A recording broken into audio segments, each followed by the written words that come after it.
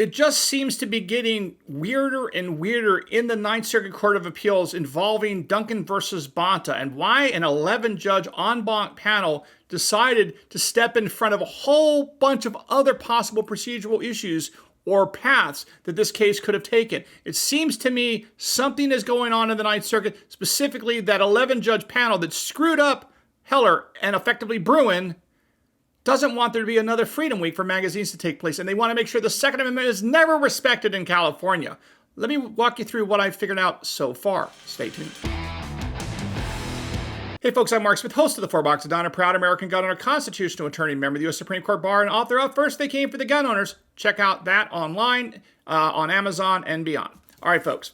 So I've gotten a lot of great comments from a lot of followers and a lot of commentators out there. I'm going to try to take a separate video and if they're so willing, to compliment them and thank them for some of the information they've been giving to me. I don't want to do it in this video. I want to do it in a future video because there's still information coming in. But I'm letting you know a lot of people have given me some great ideas and great content, great information about what's going on in the Ninth Circuit. And I want to thank all of you for doing that, both on Twitter and via YouTube and Gmail and whatnot. So thank you for that. I really appreciate that. And, the videos I'm doing are not just me. It's also the people out there that are helping giving me information and thoughts. I appreciate all of that. With that said, Ninth Circuit Court of Appeals, I want to break down where we stand with this because it really is getting, to me, uglier and uglier from my point of view, in my opinion, involving what the Ninth Circuit en banc 11-judge panel did here. So I want to put this into context.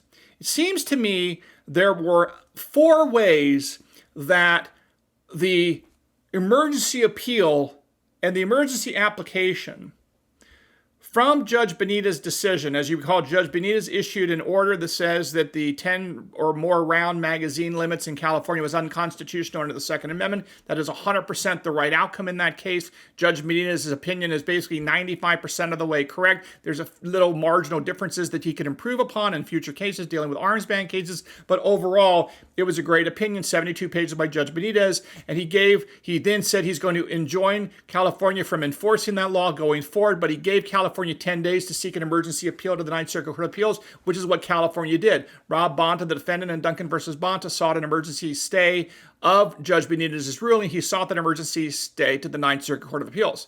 This is where things got funny. Now, usually when there's a request for an emergency stay to a court of appeals, such as the Ninth Circuit, usually that request or that application goes to what's known as an on-call or an administrative motions panel that is usually sat there for a given month, waiting around for emergency motions and things that need to be dealt with before there's an opportunity for the case to be referred to a full-blown panel. Okay? So here's the thing. That emergency motion by the state of California went to the Ninth Circuit, and it should have gone, as I see it, to the motions judges who were the motions judges for the purposes of the month of September. Now, there's a couple other ways this could have gone. We're going to get to in 1 second. Now, it turns out from the research that has been, provided to me that I've been vetted, that we know two of the three judges that were on that emergency motions panel for the Ninth Circuit in the month of September 2023. 2 of those judges included Judge Lee and Judge Van Dyke. Now, that is a very big deal because of the 3 judges on that motions panel for September for the Ninth Circuit, Judge Lee, do you know who Judge Lee is? Judge Lee was appointed to the Ninth Circuit by Donald Trump. But guess what? Judge Lee has written not 1, but 2 favorable decisions in support of the right to keep and bear arms under the Second Amendment. Specifically, Judge Lee, remember this name, it's going to be very important, again, for another reason in 1 minute. Judge Lee not only wrote the Jones versus Bonta case, which dealt with 18 to 20-year-olds and their constitutional right to be part of the people to acquire firearms, which he said, yes, they are. 18 to 20-year-olds are indeed part of the people, are entitled to the right to keep and bear arms in Jones versus Bonta. That was a decision by Judge Lee. Specifically, he concurred, I should say. He didn't write the majority opinion. He supported the majority opinion and wrote a concurrence that was very powerful, but he supported the outcome in a favorable way, pro-Second Amendment, Judge Lee in Jones versus Bonta, which was decided in 2022 in the Ninth Circuit in that 3-judge panel. Okay? Good news. But it gets even better when it comes to Judge Lee and the Second Amendment. Specifically, he wrote the opinion in Duncan versus Bonta the first time Judge Benitez declared that the magazine ban by California was unconstitutional. That went to the Ninth Circuit Court of Appeals to a 3-judge panel. Judge Lee was on that panel and wrote the decision for that 3-judge panel that yes, indeed, the Second Amendment was violated by California and could not be enforced. Judge Lee wrote the opinion. All right? So that's Judge Lee. He was one of the 3 judges apparently, and I'll tell you why we think we know this. He was one of the 3 judges on that emergency motions panel sitting around on call in the month of September waiting for an emergency motion of the sort of thing we saw from California. We know that again because, again, the courts of appeals don't put on their website who these judges are, so you have to kind of infer who they are. And how were we able to do this?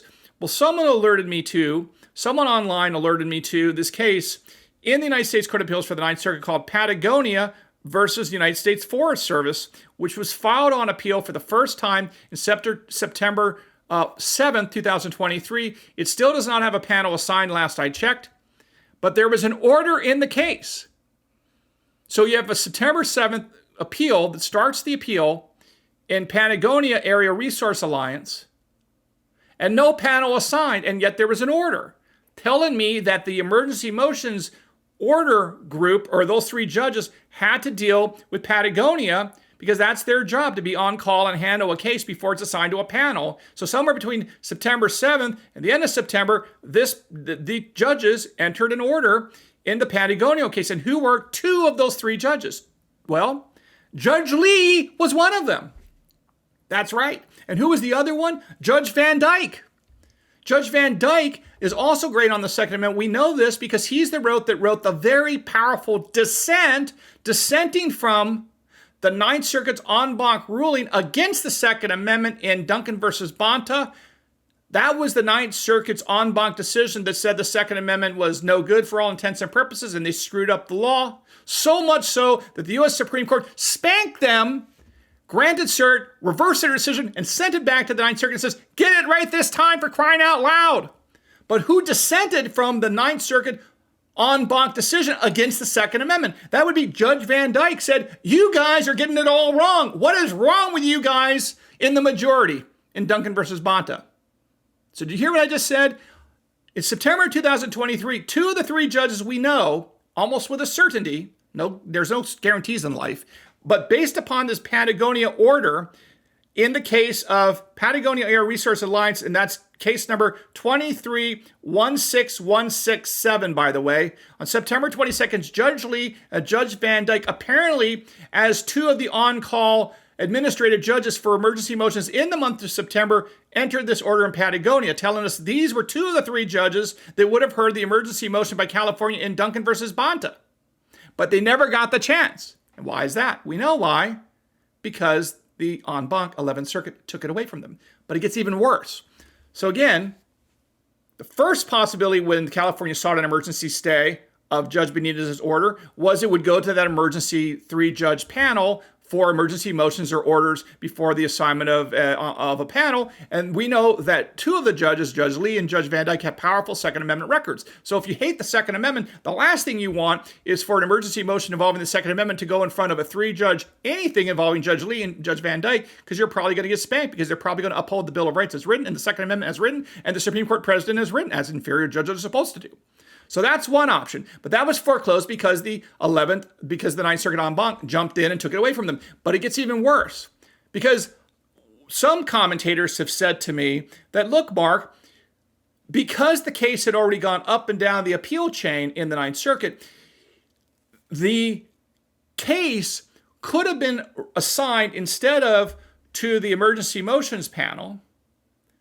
It could have been assigned specifically to the original 3-judge panel that decided Duncan versus Bonta, which, by the way, at the time, the case of Duncan versus Bonta was actually entitled Duncan versus Becerra, who was the Attorney General before Bonta. All right? Now, let's assume for the sake of argument, this is where it gets even uglier, in my opinion. So let's assume for the sake of argument that because the Duncan versus Bonta case had already gone up to the Supreme Court and through the Ninth Circuit before, it was appropriate for that case not to go in front of emergency judges, the emergency panel of judges, because it had already been involved in litigation in the Ninth Circuit. If that's the case, if you read the rules, their other option would be for that case to go back to the original 3-judge panel of the Ninth Circuit. So if you go down the other path and say, okay, where the emergency motion by California arising from Judge Benitez's order went to the original 3-judge panel, well, who was the 3-judge panel in Duncan versus Bonta? When it was called Duncan versus Becerra.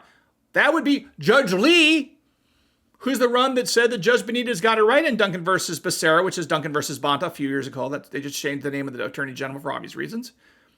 Judge Lee was one of those 3 judges. And the other judge, who's still active on the Ninth Circuit Court of Appeals, was Consuelo Callahan, and she agreed with Judge Lee. So even if you assume that the Duncan versus Bonta case had to go back not to the emergency motions group, but instead to the original 3-judge panel that decided Duncan versus Bonta, it would have gone back to a 3-judge panel consisting of Judge Lee, who wrote the decision that said Judge Benitez got it right, Judge Consuelo Callahan, who agreed with Judge Lee's opinion that Judge Benitez got it right, and there was a dissent in that case, but the dissent was from a district court judge sitting by designation. So whether or not you brought her back into that original 3-judge panel, or you just randomly picked another judge, you presumably still would have 2-1 in favor of the Second Amendment, maybe even 3-0 in favor of the Second Amendment. If you randomly picked somebody else, you could randomly get somebody that believes in the Bill of Rights, believes in the Second Amendment as it's written, and believes in following the Supreme Court precedent as an inferior court judge, which so many of these anti-gun judges apparently are not interested in doing because they want to make it up themselves because they're intellectually superior. Apparently, that's what these people think, to thumb their noses at the Supreme Court and the U.S. Constitution, but they're not going to get away with it, okay? So again, different options. First one was the emergency panel of Lee and Van Dyke and someone else. That was not a good option if you're an anti-gunner. The second one was to go back to the original panel. That was not a good option if you're an anti-gunner because that was Judge Van Dyke and Consuelo Callahan, Judge Consuelo Callahan, who already ruled in favor of the Second Amendment. So those were bad paths if you're an anti-gunner. So the other path, in theory, could have been some random selection of judges. But again, no guarantee there because right now I would say the Ninth Circuit is pretty evenly split between Republican appointees and Democratic appointees. You got plenty of conservatives, Republicans, pro-Second Amendment people on that court. So it's no slam dunk that even if you randomly pick 3 judges, you're going to get 3 anti-gun judges. There's no guarantee in that. You could get 3 good Second Amendment judges that actually respect the Second Amendment and will follow the law. So if you're an anti-gunner, that's a little bit risky. So what is the only way to make sure you avoid the emergency panel of Van Dyke and Judge Lee, the original 3-judge panel of Judge Lee and Judge Callahan, and the risk of randomly coming up with 2 or 3 people that follow the Second Amendment and follow the Supreme Court's precedents as written by the Supreme Court? What is the only way to dodge the bullet, pardon the pun, if you're an anti-gunner, to avoid those 3 scenarios? And the only one is the most insane thing that you could possibly do is to have an 11-judge en banc panel jump in and take on an administrative stay request, which in many courts is handled by like 1 judge, maybe 3 judges, but it's very rare to get anything more than that at all. There's no reason for it. So why are you going to waste the time of 11 judges in the Ninth Circuit on an administrative stay issue that is usually handled on the papers with no argument, no amicus briefs, just kind of pro forma, whatever it is?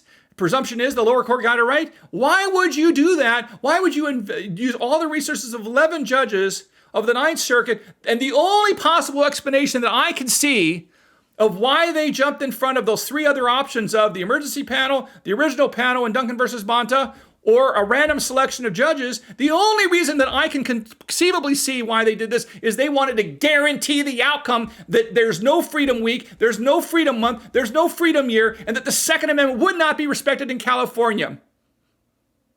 That's the only explanation that I can see, in my opinion, as to why the Ninth Circuit en banc an administrative request for a stay in a routine case involving a constitutional issue under federal law. There's no other explanation that I can come up with. And the excuse that, oh, well, it should go back to the original panel. Okay, we'll send it back to the original panel of Judge Lee, Judge Callahan, and some third judge, either randomly or the original district court judge sitting by designation, go back to the original panel. But they didn't do that. They jumped in front of that too. It's offensive. It is a naked power grab, in my opinion. There is no excuse for this other than those judges on that en banc panel, with the exception of the dissenters, decided they hate the Second Amendment. They don't want you to have guns. They don't trust you as Americans. They want you to be an American serf and not an American citizen. And as you know, from the 4 boxes diner, the 4 boxes of American liberty, right? The soap box, the jury box, the ballot box, and the cartridge box. If you don't have those boxes of American liberty checked off in your life, you are not a citizen. You are a subject or a serf, or maybe even worse. Okay? Well, I hope this helped lays out the lay of the land there in the Ninth Circuit so you kind of understand what's going on. I am going to talk a little bit in more detail and give you some additional geeky stuff about some other things coming up. And I do want to thank, again, the people that are giving me information. I really thank you for that. I do vet what you say. So with that said, but keep the ideas coming. I appreciate it, and I do credit all your great work, because remember, as Benjamin Franklin once said about the Patriots, and I think it applies as well for gun owners, if we do not hang together, we will almost assuredly hang separately. So we have to hang together and stay together as constitutionalists, people that support the Bill of Rights, people that support the Constitution, or assuredly we will lose all of this if we do not work together as a team in fighting for our freedoms and for America and for the United States, the greatest country that has ever existed. Okay, folks, hope you learned something here today at the 4 Boxes Diner. If you haven't subscribed, please do so, and make sure you subscribe to X at 4 Boxes Diner, and we'll see you again soon here at the 4 Boxes Diner. Orders up. Table 2A.